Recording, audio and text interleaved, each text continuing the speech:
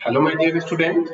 आइए हम अपने चैप्टर को लेकर आगे चलते हैं।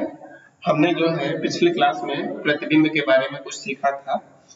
स्टूडेंट, आगे हमें मुख्यतः प्रतिबिंब का निर्माण सीखना है और उसमें अगर गोली दर्पण जब भी आएगा तो गोली दर्पण में सबसे महत्वपूर्ण जो शब्द होता है, उसका सबसे महत्वपूर्ण टर्म होता है, जो सबसे महत्वपूर्ण रोल प्ले करता है प्रतिबिंब के निर्माण में, वो होता है फोकस। तो उसको हमने नहीं पढ़ा है, इसलिए आइए उसको सीखते हैं, उसके बारे में फिर आगे चलते हैं।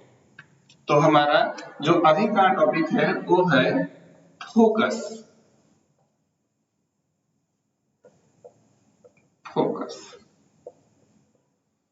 स्टूडेंट, जैसा कि आप देख रहे हैं, नाम से ही समझ में आ रहा है फोकस। हम शब्द आज पढ़ने जरूर जा रहे हैं दर्पण के संदर्भ में, दर्पण के परिप्रेक्ष्य में, लेकिन यह शब्द हम सुने जरूर है कहीं न कहीं से।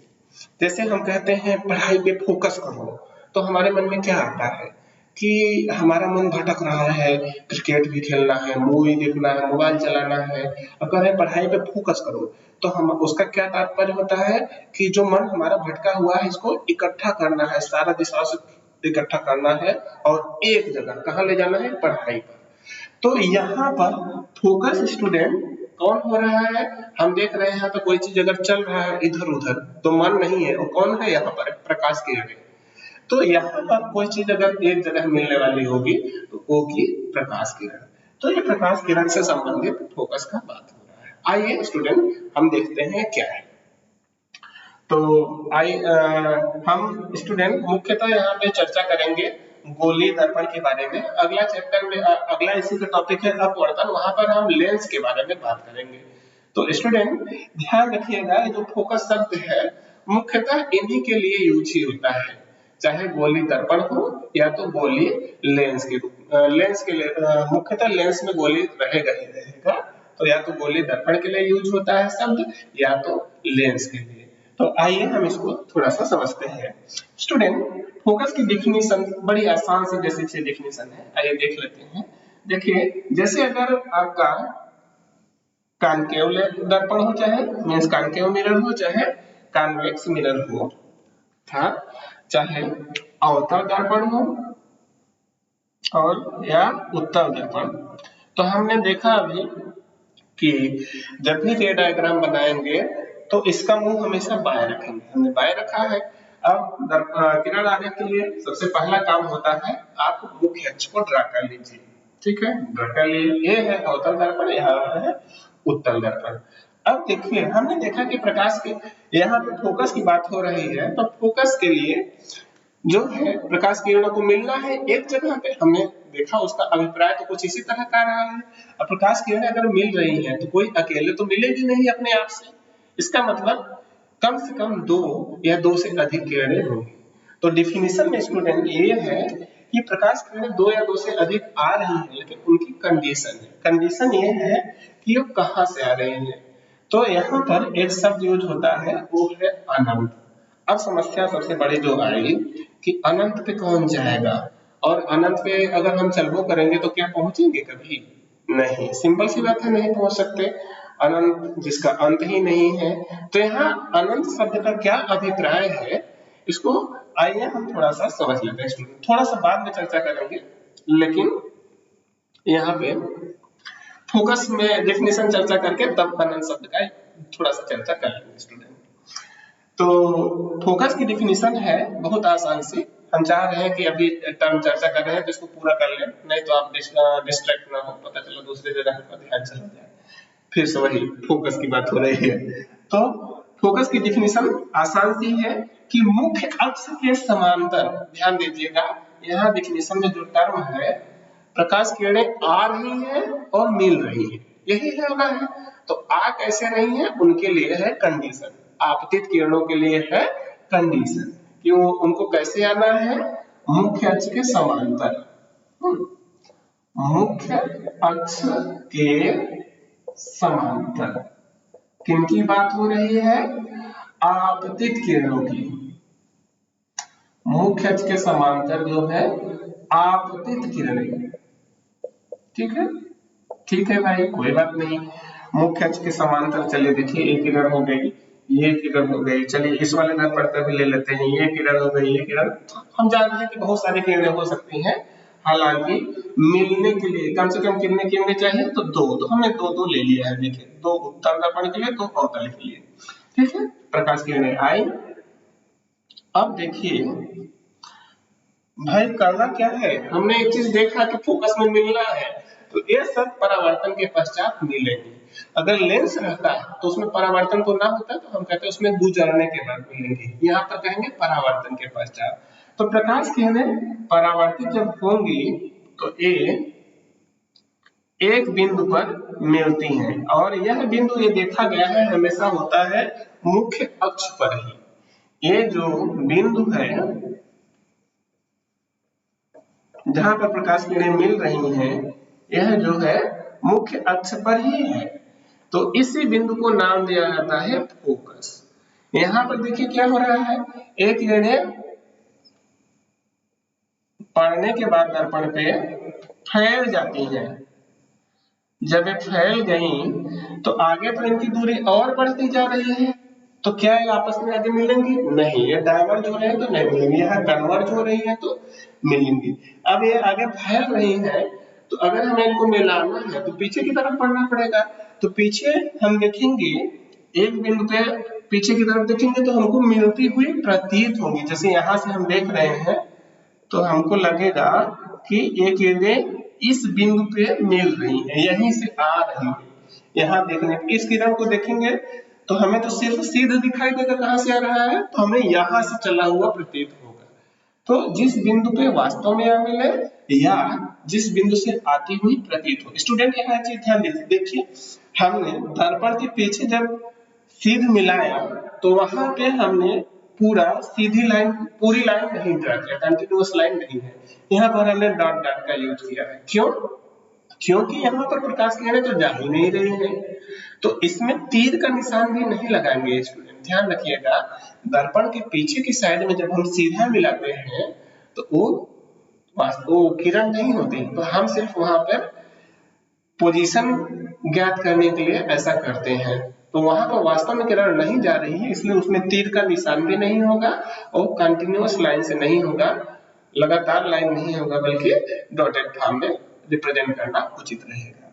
तो यहाँ पर देखिए प्रकाश किरणें मिलती हुई प्रतीत हो रही हैं, तो यही बिंदु क्या कहलाएगा? फोकस। तो स्टूडेंट यही हो गया डिफिनीशन। आपतित किरणें आपतित तो हो गई, अब उसका क्या होना है? परावर्तन। परावर्तन के पश्चात, परावर्तन तो हो गया, फिर मुख्य अक्ष के समांतर चलनी थी कौन? आपतित किरणें। इनका क्या हुआ? परावर्तन। परावर्तन के बाद हम देख रहे हैं कि ये कुछ केस में आपस में वास्तव में मिलेंगी या हमें मिलती हुई प्रतीत होंगी। तो जिस बिंदु पर, यहां ध्यान दीजिए स्टूडेंट, फोकस क्या है? यह एक बिंदु है। फोकस ध्यान में रखेंगे क्या है? यह एक बिंदु है। अब उस बिंदु को हम ढूंढे कैसे? तो उसी के लिए हम ये सब कर रहे हैं।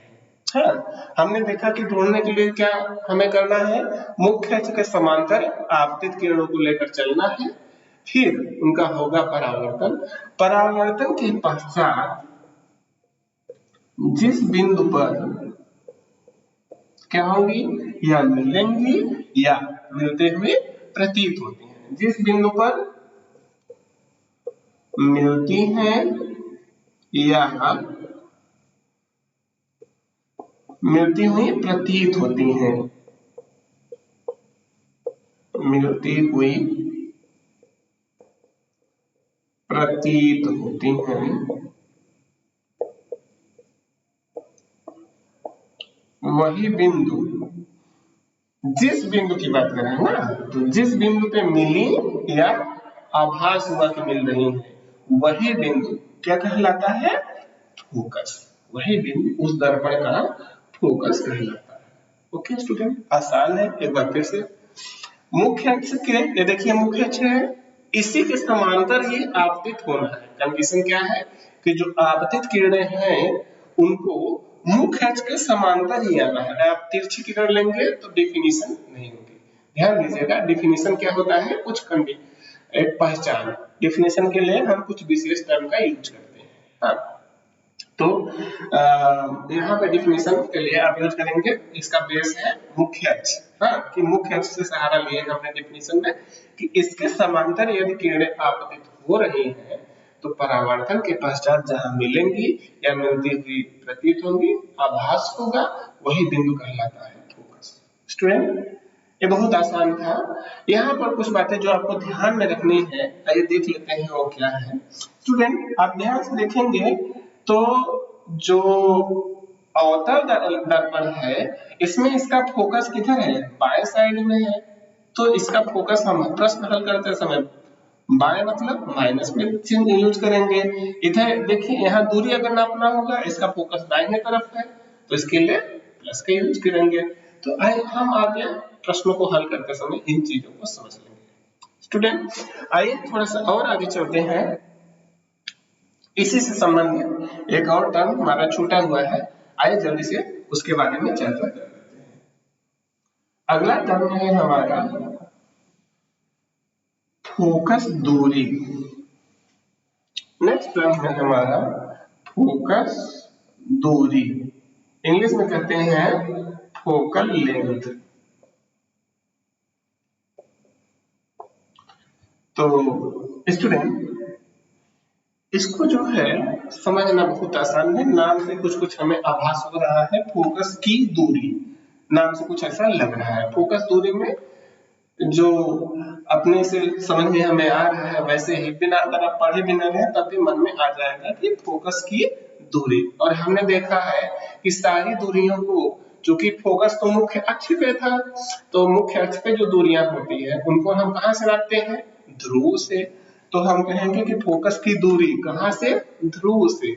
उसी दूरी को हम कहते हैं फोकस दूरी। स्टूडेंट, बहुत आसान है इसकी डेफिनेशन कि मुख्य अक्ष पर फोकस से ध्रुव से फोकस की दूरी को ही फोकस दूरी कहते हैं। बहुत आसान परिभाषा है।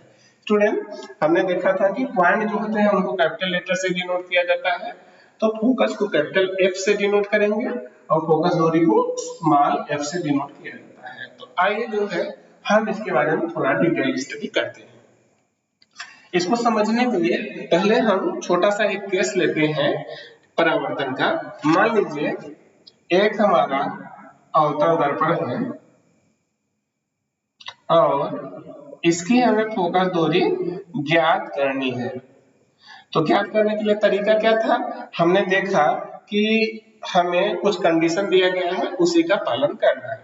कंडीशन क्या था? पहले तो आप मुख्य अक्ष ड्रा करिए। और कंडीशन यह था कि फोकस की हमें दूरी नापना था, हमें फोकस देखना था पहले कहाँ है, फिर दूरी नापेंगे। तो फोकस के लिए कंडीशन था कि मुख्य अक्ष के समांतर आपतित किरणें लेकर चलना है। तो हम जो है आपतित किरण लेते हैं जो मुख्य अक्ष से समांतर है। आइए देखते हैं, फोकस जोड़ने चल रहे हैं हम लोग। अब ये प्रकाश किरण आई। स्टूडेंट, हमारा एक किरण हमने देखिए यहाँ पर सिर्फ एक ही प्रकाश किरण लिया है, इससे भी हमारा काम चल जाएगा। जरा समझिए क्यों? क्योंकि हमने देखा है कि फोकस जो था वो मुख्य अक्ष पे ही था, तो प्रकाश किरण जो परावर्तित होगी, सारी प्रकाश किरणें मुख्य अक्ष पे उसी बिंदु पे मिलेंगी। जहां पे पहली किरण मिलेगी वहीं दूसरे मिलेगी, वहीं तीसरी मिलेगी। तो इससे हमें कोई परेशानी नहीं है। इसका मतलब हम सिर्फ एक ही प्रकाश किरण बनाएंगे तब भी हमारा काम चल जाएगा। ठीक है, आइए समझते हैं। अब स्टूडेंट जरा समझिए, यहाँ पे प्रकाश किरण जब चली, सतह से टकराई, अब क्या होगा? इसका परावर्तन होगा। तो परावर्तन के लिए हम जानते हैं परावर्तन किस दिशा में होगा, ये हमें कैसे पता चलता है? ये हमें पता चलता है परावर्तन के नियम से। और परावर्तन के नियम लगाने के लिए सबसे पहले हमें खींचना पड़ता है अभिलंब। तो बताइए अभिलंब कहाँ खींचा जाता है? याद करिए जल्दी से।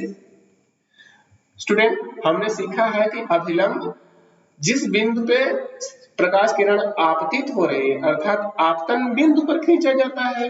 अब प्रकाश किरण देखिए कहाँ टकराई? यहाँ पे टकराई है, अर्थात हमें इस बिंदु पे जो सतह है उस सतह के लंबवत रेखा खींचनी है। इसको समझने के लिए, लंबवत रेखा खींचने में आपको आसानी हो, उसके लिए थोड़ा सा ट्रिक थोड़ा सा समझ लेते हैं। स्टूडेंट, आप देखिए आपके क्लास में एक चैप्टर है मैथमेटिक्स में सर्कल के बारे में, वहां पे आपने पढ़ा है, छोटा सा टॉपिक है टेंजेंट एंड नॉर्मल। हाँ, अभिलंब, स्पर्श रेखा और अभिलंब। तो इसके बारे में थोड़ा सा अगर हम चर्चा कर लेते हैं यार छोटे से हिस्से में, तो देखिए स्टूडेंट, जैसे मान लीजिए कोई सर्कल दिया है, तो हम जानते हैं कि अगर हमें कहीं स्पर्श रेखा खींचनी होती है तो क्या करते हैं हम, जैसे जिस बिंदु पर मान लीजिए यहाँ पर स्पर्श रेखा खींचनी है, तो इस बिंदु को एक लाइन से मिला देते हैं और इस पर हम 90 डिग्री का एंगल बनाकर एक रेखा खींच देते हैं और इस रेखा को ही हम कहते हैं स्पर्श रेखा, टेंजेंट। तो हम ध्यान दें तो जो टेंजेंट है वो इस बिंदु के, ध्यान से देखिए, जो रेखा केंद्र से होकर जा रहा है उसके लंबवत है अभिलंब, स्पर्श रेखा।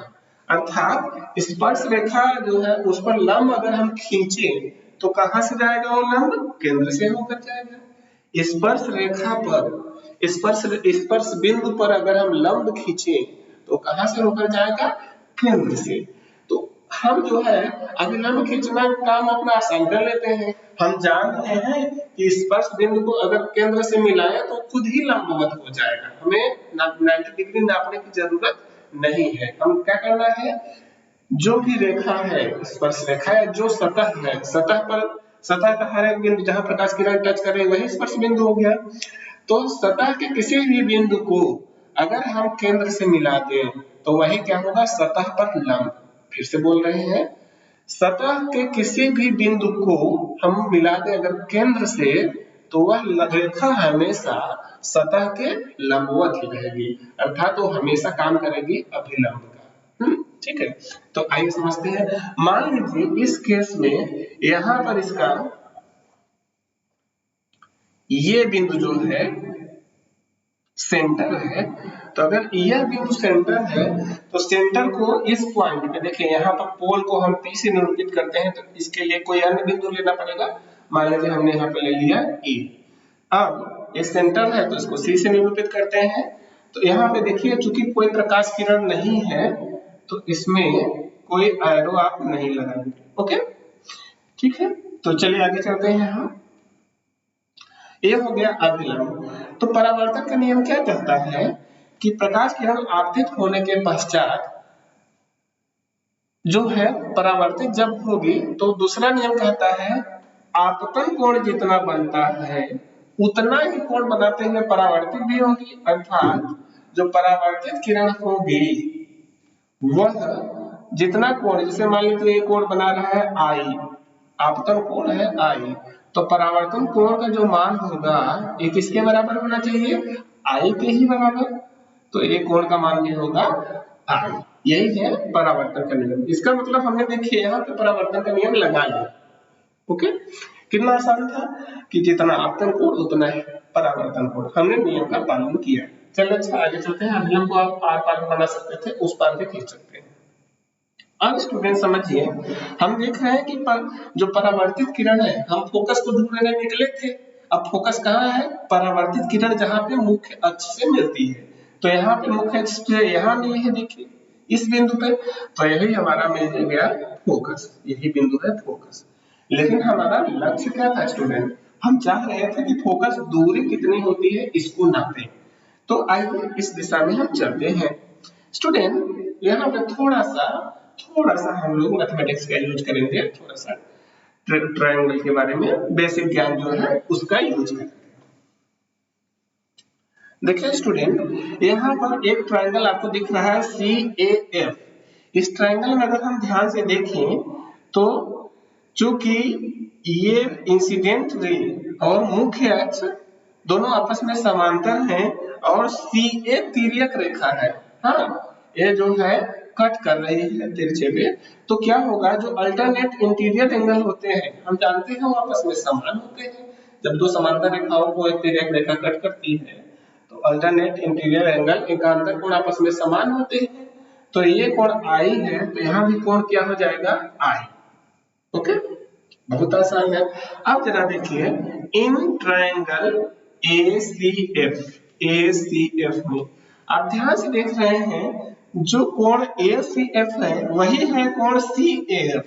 इस ट्रायंगल के दो कोण आपस में समान है और हम जानते हैं स्टूडेंट कि किसी त्रिभुज में यदि दो कोण समान है तो उनके सामने की भुजाएं भी समान होती हैं। अर्थात आप कहेंगे यहाँ पर कि चूंकि कोण ACF बराबर है कोण CAF के, इसलिए इनके सामने की भुजा देखिए, C के सामने की भुजा AF और A के सामने की भुजा CF, अर्थात CF बराबर किसके हो जाएगा, AF के। ये मान लीजिए इक्वेशन नंबर हो गया हुआ। ओके, बहुत आसान है। अगला ध्यान देखिए कि ये जो प्रकाश किरण हम इतना दूर लिए थे, इतना दूर ना लेकर हम, चूंकि एक कर्वेचर जो है बहुत बड़ा नहीं होता, इतना बड़ा चित्र तो हम इसलिए बनाए हैं ताकि आपको आसानी से दिखे। वास्तव में दर्पण बहुत छोटा सा होता है, तो मुख्य अक्ष से जो प्रकाश किरण आप लेते हैं जनरली बहुत दूर नहीं रहती, वो मुख्य अक्ष के नजदीक ही रहती है। अगर मुख्य अक्ष के नजदीक रहेगी तो ये जो प्रकाश किरण, ये जो बिंदु A होगा वो P के नजदीक होगा। जब ये प्रकाश किरण जो जा रही है ना, दूर हम लेने की बजाय मुख्य अक्ष के नजदीक लिए होते तो जो आपतन बिंदु होता वो P के नजदीक ही होता, और उस केस में F से जो A की दूरी होती वो F से P की दूरी के लगभग बराबर होती। तो यहाँ पर आप एक टर्म लिखेंगे कि सिंस अपर्चर इज स्मॉल, क्योंकि उसका जो द्वारक है बहुत बड़ा थोड़े होता है, द्वारक छोटा है, तो हम क्या कर सकते हैं कि जो दूरी है F से A की वही F से P के लगभग बराबर होगी। अर्थात FA या हम कहें AF जो होगा इसका मान लगभग किसके बराबर होगा, PF के। ओके, कितना आसान है। मान लीजिए है इक्वेशन नंबर 2। आप ध्यान से देखिए इक्वेशन नंबर 1 और 2 में आपको कुछ कंक्लूजन मिलेगा। आप देख रहे हैं CF के बराबर है AF और AF के बराबर है PF, तो हम कह सकते हैं समीकरण 1 तथा 2 से हमें क्या मिल रहा है, 2 से हमें मिल रहा है कि CF जो है ये बराबर होगा TF के। ओके, कितना आसान है स्टूडेंट। देखिए CF के बराबर था AF और AF के बराबर है PF, अर्थात फाइनली क्या हुआ, CF बराबर TF। अगर CF और TF बराबर हो गए तो F बिंदु कहाँ होगा, ये C और P के बीचों बीच होना चाहिए, अर्थात C से जो P की दूरी है उसकी आधी दूरी होनी चाहिए F से P की दूरी, और यही दूरी क्या कहलाती है, फोकस दूरी। तो हम देख रहे हैं और सेंटर ये है सेंटर, तो सेंटर से जो सतह की दूरी होती है वो होती है रेडियस, वृत्त की त्रिज्या, गोले की त्रिज्या, यहाँ वृत्त दिख रहा है लेकिन है गोल, तो गोले की त्रिज्या। तो हम देख रहे हैं साफ साफ दिख रहा है अगर बिंदु F बीचों बीच है तो R का आधा होगा F। आसानी से डायरेक्ट हम लिख दे रहे हैं, यहाँ पे 2 लाइनों में पढ़ाएंगे जो उनका कंफ्यूजन क्रिएट होगा, तो हम डायरेक्ट लिख सकते हैं कि जो F का मान होगा वो R का आधा होगा। इसका वैल्यू क्या होगा, R/2। तो हम देख रहे हैं कि जो दर्पण की फोकस दूरी होती है वो जो उसका त्रिज्या है, त्रिज्या को हम क्या कहते हैं, वक्रता त्रिज्या। तो दर्पण की फोकस दूरी उसकी वक्रता त्रिज्या की आधी होती है। देखिए स्टूडेंट बहुत आसान है, ये रिलेशन कभी कभी एग्जाम में कहता है लाने के लिए, लेकिन शायद अभी वाले सिलेबस में हटा दिया है, तो बस आप जानते रहिए, चीजों को जानना जरूरी है। बाकी अगर कोई आपसे पूछेगा तो कम से कम आपको पता तो रहेगा। ठीक है, तो हमने देखा कि जो फोकस दूरी होती है वो वक्रता त्रिज्या की आधी होती है। यह काम हमने अवतल दर्पण को लेकर सिद्ध किया, लेकिन आप चाहें तो उत्तल दर्पण लेकर भी कर सकते हैं, सारी प्रक्रिया सेम रहेगी और रिजल्ट आपका सेम रहेगा। ओके, चलिए आगे हम चलते हैं। ये बहुत आसान है, इसमें हमने देखा कि जो फोकस दूरी, फोकस है बाएं साइड में है, तो फोकस दूरी अवतल दर्पण के लिए हम माइनस में लेंगे और अगर उत्तल दर्पण रहता है तो उसका फोकस दाहिने तरफ आता है, तो उसका फोकस दूरी धनात्मक लेंगे। ओके, चलिए ठीक है, आगे हम लोग जो है नेक्स्ट टॉपिक के बारे में चर्चा करेंगे।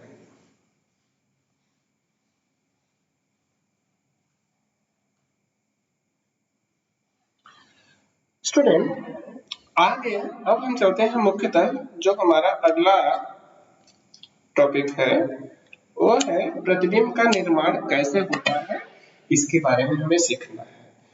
तो यहाँ पर ध्यान दीजिए, हमने शुरू में ही चर्चा कर लिया कि प्रतिबिंब निर्माण के लिए प्रकाश किरणों की आवश्यकता होती है। अच्छे स्टूडेंट, एक छोटा सा टॉपिक चर्चा कर लेते हैं क्योंकि हो सकता है कभी आपसे कोई पूछे।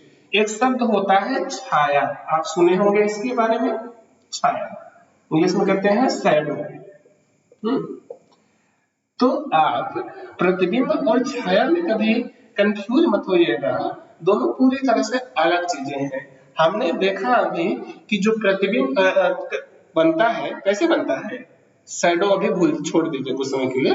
प्रतिबिंब हमने देखा कैसे बनता है, वस्तु से प्रकाश किरणें चलती है और परावर्तित होते हैं या कहीं से भी कुछ भी प्रक्रिया के बाद यदि वो वास्तव में फिर से मिलती है या मिलती हुई प्रतीत होती है, अभी बोलिए कि मिलती है, तो वहां पर होता है प्रतिबिंब का निर्माण। अब जरा छाया के बारे में सोचिए, छाया कैसे बनती है। जैसे हम देखिए यहाँ खड़े हो जाए, आप देखिए देख पा रहे हैं यहाँ पर बोर्ड पे ये बन रही है हमारी छाया।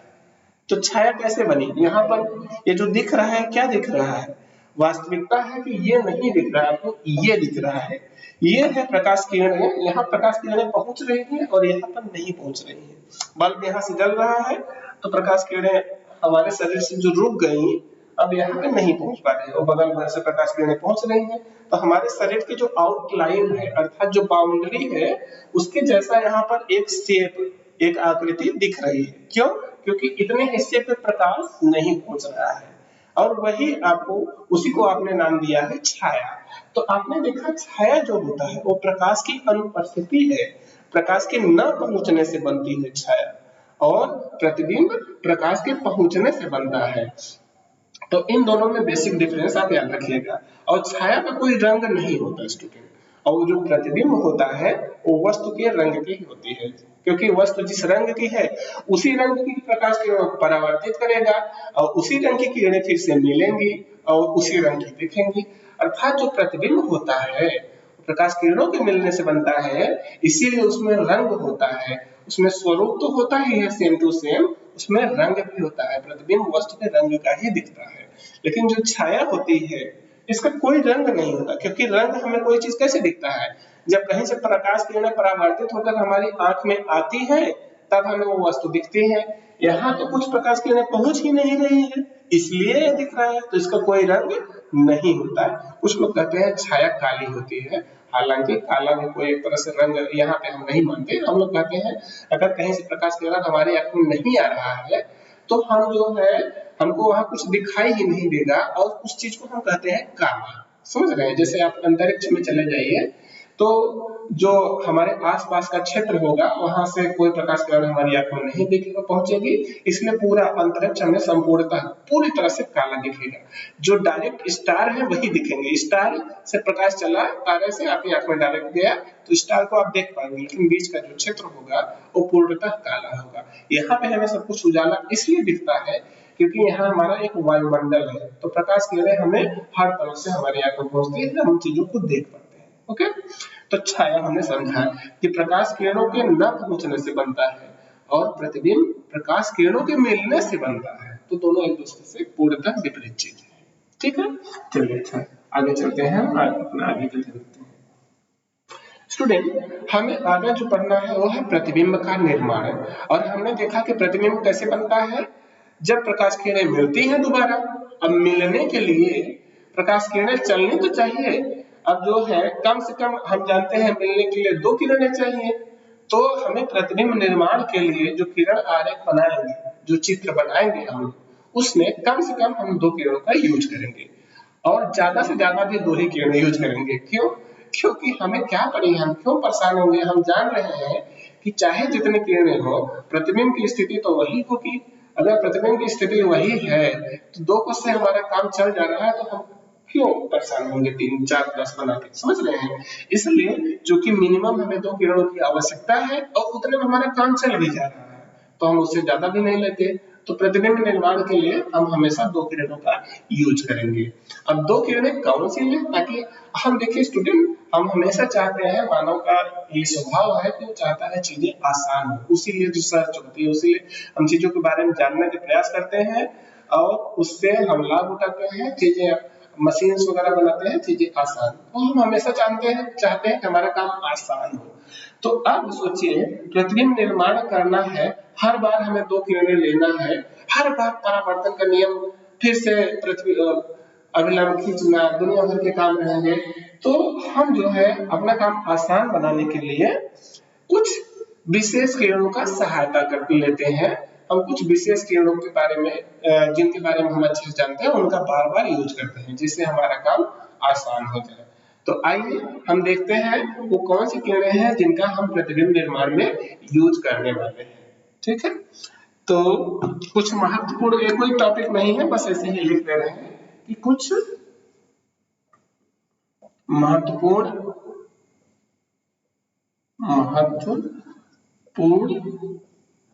आपतित प्रकाश किरणें जो आपतित किरण किस किस काम के लिए, इनको हम क्यों चर्चा कर रहे हैं, प्रतिबिंब निर्माण के लिए। हाँ, तो हमारा मेन उद्देश्य था प्रतिबिंब निर्माण, और प्रतिबिंब निर्माण के लिए हम देखने जा रहे हैं कि कौन सी किरणें हम बार बार यूज करेंगे। हाँ, कुछ महत्वपूर्ण आपतित किरणें स्टूडेंट आइए देख लेते हैं। तो हमने स्टूडेंट देखा है कि कुछ चीजें अभी अभी हमने सीखा, उसमें हमने ये देखा कि अभी जस्ट एक नया टर्म पढ़ा हमने, फोकस। तो फोकस के बारे में जानते हैं। देखिए स्टूडेंट, उन किरणों को बनाना आसान है जो किसी निश्चित बिंदु से जाती हैं, निश्चित बिंदु से जाती हैं अगर, तो उनको खींचना हमेशा आसान रहेगा। और दर्पण के केस में देखा गया अगर मुख्यतः कौन कौन से बिंदु यहाँ पर उपस्थित होते हैं, तो एक होता है ध्रुव, एक होता है फोकस, और इसी से डबल दूरी पे होता है सेंटर। तो अगर कोई प्रकाश किरण इन बिंदुओं से संबंधित है तो उसको बनाना आसान रहेगा, बहुत आसान रहेगा। तो इसीलिए हम कोशिश करते हैं इन बिंदुओं से संबंधित किरणों को लें। ठीक है, चलिए, तो पहले प्रकाश किरण जो हम आपतित किरण यूज करते हैं स्टूडेंट, वो फोकस की डेफिनेशन वाली ही लेते हैं। फोकस की डेफिनेशन में क्या था, यदि आपतित किरण मुख्य अक्ष के समांतर हो तो परावर्तन के पश्चात जिस बिंदु से जाएगी वही है फोकस। तो अब की हम उल्टा बोलेंगे कि जिस बिंदु से जाएगी फोकस के बजाय इसका उल्टा हो जाएगा कि फोकस से जाएगी। हाँ, बिंदु की बजाय हम डायरेक्ट क्या बोल देंगे, ये फोकस से जाएगी। तो पहला प्रकाश किरण जो प्रतिबिंब निर्माण के लिए हम लेंगे वो कौन सी आपतित किरण लेने वाले हैं, मुख्य अक्ष के समांतर। स्टूडेंट याद रखिएगा, जो किरणें ले रहे हैं हम आपतित किरणों की बात कर रहे हैं, ध्यान से समझिए, हमने पहले ही लिख दिया है कि कौन सी आपतित किरणें लेंगे प्रतिबिंब निर्माण के लिए।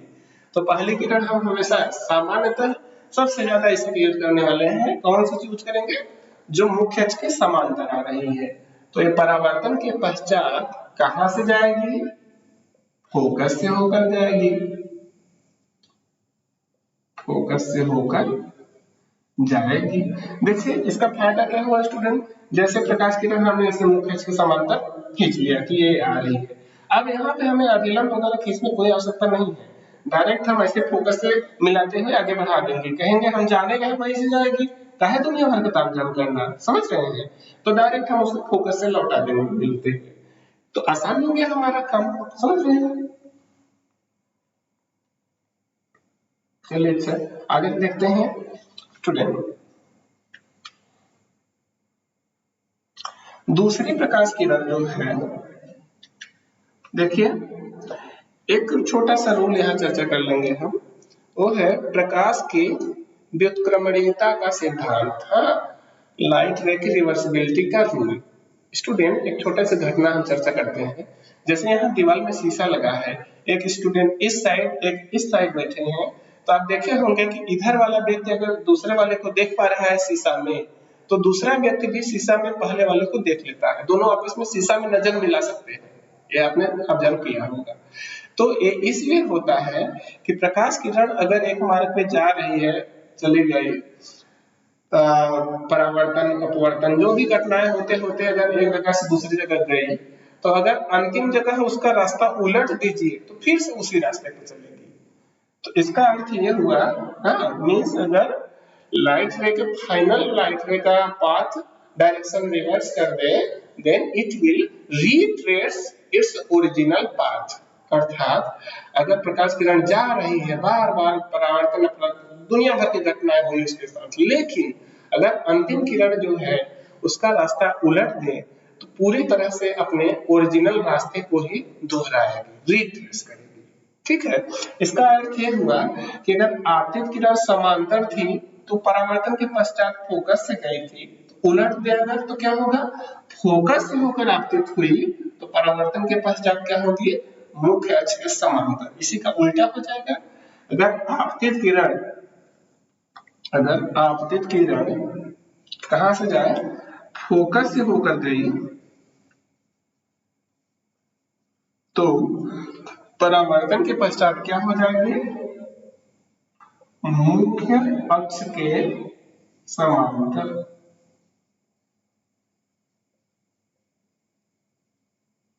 ओके, कितना आसान है स्टूडेंट। ठीक है, चलिए एक और प्रकाश किरण हम लेने वाले हैं जो इसी तरह से बहुत ही आसान है, हमारा काम बहुत ही आसान कर देती है, और इसका हम लोग बहुत ज्यादा यूज भी करते हैं क्योंकि ये सबसे आसान पड़ती है, और वो है प्रकाश किरण सी से होकर। सी क्या होता है, हम जानते हैं सी है सेंटर ऑफ कर्वेचर, ये हमें। तो स्टूडेंट जरा समझिए, अगर कोई प्रकाश किरण सी से होकर चली, हाँ, ऐसे गए कि उसके रास्ते में सी आया, तो क्या होगा, अब सोचिए अगर परावर्तन के नियम लगाए तो यहाँ पर ये जब पहुंचा तो अभिलंब खींचेंगे, अभिलंब खींचने के लिए यहाँ को सी से मिलाएंगे, तो इसे यही तो रास्ता फिर से मिलेगा।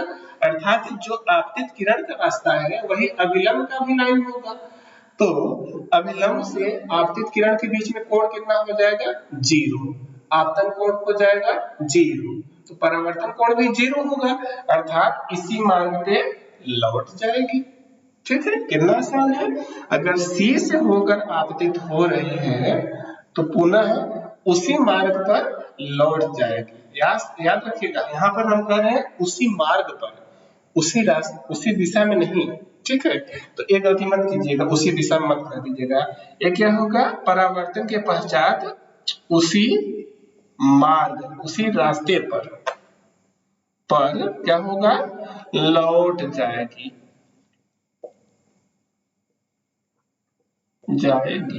ठीक है, कितना आसान है स्टूडेंट। तो इसका हम लोग बहुत यूज करते हैं क्योंकि इसमें एक ही लाइन बनाना पड़ता है। देखिए एक और किरण भी नहीं बनाना है, उसी में एक दिशा दिखा दिया आपतित किरण का, दोबारा दिशा दिखा दिया परावर्तित किरण का, कितना आसान है। तो इसका भी हम खूब यूज करते हैं। कभी कभी बुक में आपको चित्र मिलेगा जिसमें आपतित किरण को ए जो बिंदु है पी पर भी ले जाते हैं, तो इसमें हमें उतना ही कोण बनाना पड़ेगा जितना आपतन कोण था, तो यहाँ तो कोण नापना पड़ जाएगा। अर्थात यदि कोई आपतित किरण P पर आपतित हो रही है, पोल पर आपतित हो रही है, तो जितना आपतन कोण होगा मुख्य अक्ष से जितना एक साइड में कोण होगा उतना ही दूसरे साइड कोण बनाते हुए वह लौट जाएगी। तो इन बातों का आप ध्यान रखेंगे, हालांकि उसका यूज हम बहुत कम करेंगे। तो स्टूडेंट इस तरह से हमने सीखा कि अगर हमें किरण आरेख बनाना है तो मुख्यतः किन किरणों का सहारा लेंगे, किसकी हेल्प से हम बनाएंगे। आगे के लेक्चर में, आगे के जो क्लास होंगी उसमें हम अच्छे से डिटेल में स्टडी करेंगे कि किरण आरेख बनाते कैसे हैं। हम क्रमशः एक एक चीज को लेकर चलेंगे और देखेंगे स्टूडेंट। तो आज के लिए धन्यवाद, मिलते हैं हम अगले वीडियो में। आप लोग मेहनत करें, चीजों को देखें, बार बार रिवाइज करें। धन्यवाद।